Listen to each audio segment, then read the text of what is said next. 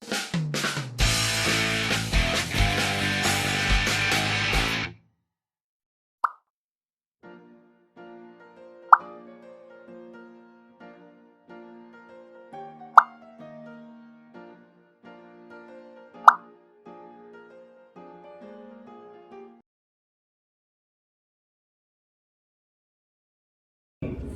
んにちは。ファッションクロス漆島のインド代表をしております泉と申します。よろしくお願いします。今回大きく3つの課題をリクエストされてまして、それに対して話せることがあったらなと。で、一つは、コロナ、戦争、クーデターと起きたこの中でどんなリスクヘッジを今後していくのかなと。どこの国で生産をしたらと。そしてインドはどうなんだということと、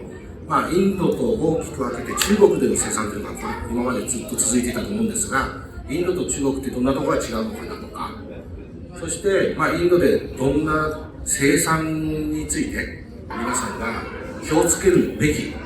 もしくは皆さんが以前にこんなことで困ってらっしゃる方がいたなとかっていうところを今日お話しできたらなと思っています。じゃあまず一つ目の中国生産主体からどこの国に行くのっていうところで、ちょっとお話をさせていただきたいんですが、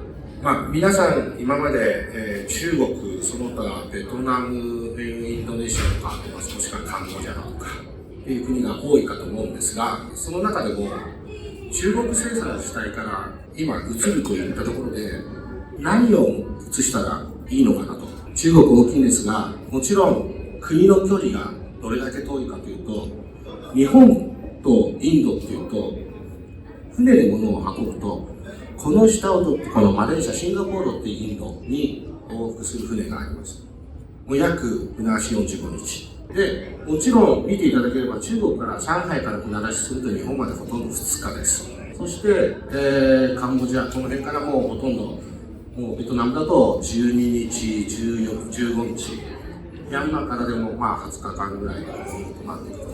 そういうような感じですけど、インド一番遠いです。で、この時に皆さんが一つは人件費だとか、船足だとか、それ以外に大きな違いが出てくるのが、コストの中でも中国は最低賃金が約2000元、日本円で言うと4万円ぐらいの感じなんですけど、もう最低賃金で働く人はいなくなりました。実質6万円、7万円の給料じゃないと働いてくれない。で、まだ ASEAN 地区というのは最低賃金で働く人が多いです。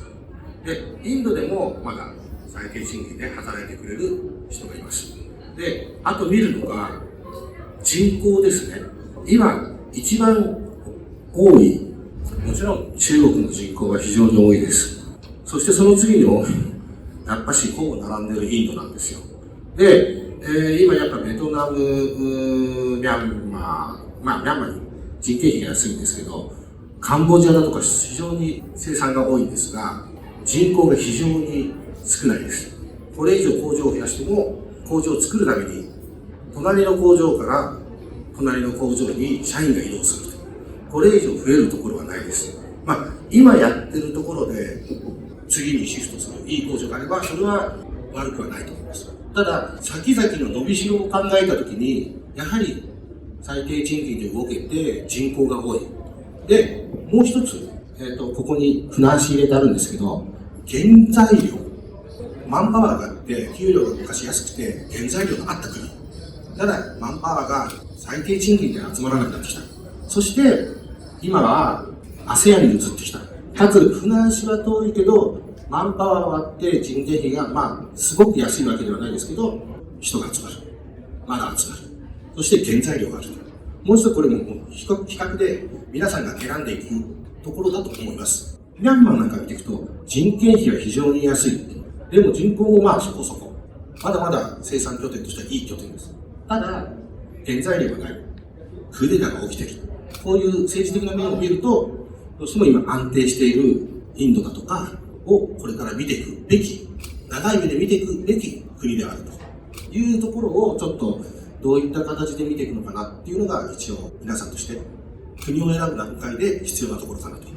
商品としては安かろう悪かろうっていうことももちろん×とは言えない、丸とは言えないという、非常に難しいところだと思うんですよね。で、ただ現実としては、安かろう悪かろうっていうのもあるので、もちろん、どこの国に行っても、安いものは安いなりの内容がある。ただ、安いものでも、どうやったらいい商品に変えていくか。そこにはいろんな違いが出てくる。これは皆さんが知恵を出していくことによって変わっていくのかなと。あともう一つ、いろんな国での違いというのがあるんですけど、通訳。中国っていうのは通訳を出さなくても、相手側に通訳がいる。ほとんどいる。しかも、その人たちの通訳の賃金が安い国、高い国。もちろんそれも出てきます。なので、通訳がいる、いない、多い、少ない。そういうところも多分皆さんの仕事に影響してくるんです。例えば皆さんが英語ができるのであれば、英語でできる国っていうのは、インドは相手方ほとんど英語でできます。ただ日本語は非常に日本語を話せる人が少ない。インドでデリエリア、グルガンエリア、ジャイプールエリアといったときに、この辺のエリアの方々は、わりかし日本語が話せるオーナーさんがいらっしゃいます。ただ、オーナーさんなので、実務で言うと、直接対応できてないということもあります。その辺をちょっと頭に入れて、商談をしていただけると、一つプラスなのかなと。今言った、この辺のとこのお話って、工場を選ぶときに、国を選ぶときに、まず生産で一番大事なものっていうのは、4M って皆さん知ってるかなと思うんですけど、いわゆるマンパワー、マシン、マテリアル、方法ですね。この4つで生産のバランスが決まってきます。なので、今、ここでお見せした人口だったり、その国にあとさらに機械が入ってるか、もしくはそこで、どんな方法で生産されているのか、人口ってどのぐらいなんだろうと、現在があるんだろう、ここで作られているのかなというところにとって、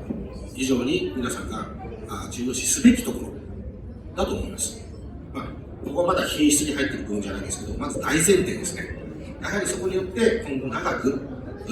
それがその工場と付き合えるかどうか、生産を1年、2年ではなくて10年単位で、続けていく、商売を続けていくかどうかというところが変わっていくと思います。見るからに国が大きい中国、インド、ここは人口が多いですから、まだまだマンパワーがあるんですけど、中国の場合はもう 3K に関わるのは本当に仕事したくないと。インドでさえ、もう検品業は嫌だ。私はケンタッキーで働きたいと。街で働きたい。もう本当こういう社員が出てきますぐらいですけど、まだまだ探せる範囲というのがまだ ASEAN 地区なのかなと。バングラデシュ非常にここも小さい割に人口が多いんですけど、オーダーロットが非常に多い国です。大きなオーダーでないとなかなか対応してくれない。ただインドですと大きいオーダー、小さい、南に行くと結構大きいオーダー、工場が起きて。で、北の方は生産ロットが少し少なくて、小さいところは500枚単位から、通常1000枚単位で一品をやってくる工場があります。ただ、南に行くと5万枚、10万枚と、すごい大きなロットで対応してくれる。じゃないと対応してくれない工場がかなり増えています。国として、非常にいろんな小さいものから大きいものをやってくれる国がインドなのかなと。インドと中国との生産背景の違いの中で、中国でできるのになんでインドでできないのっていうような答えをご質問されることがよくあるんですが、そういうとこから品質認識、物の認識っていうのが商品に現れてくると。